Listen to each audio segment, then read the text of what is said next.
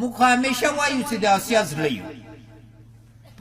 په ملي سرود کې هم ده مګر تاسو ته ما ثابته کړه چې د آسیا زړه یو که نه تورخم به یې چې تاړه کابل کې به داسې لړزې راتلې اوس که موږ تورخم وتړو په اسلام آباد کې به لړزې راځي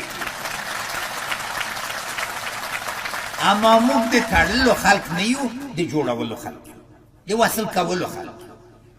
راسئ افغانانو سره په عزت وګورئ ګورئ چې به څومره میلمه پالنه درته وکړي څومره به عزت او پس له 40 کالو نه وینه پس وینه به پای ته رسوو او انشاءالله تعالی سوکالي به کړو او په هغه کې دا ځوان به د افغانستان رئیس جمهور سي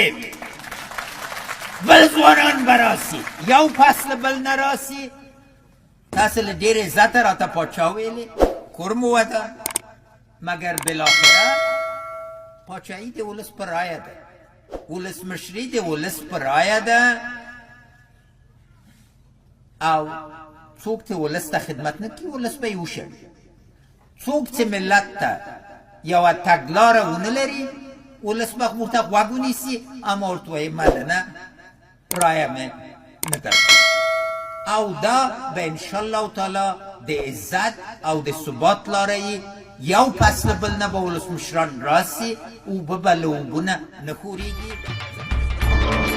Please stop right now. You do not know.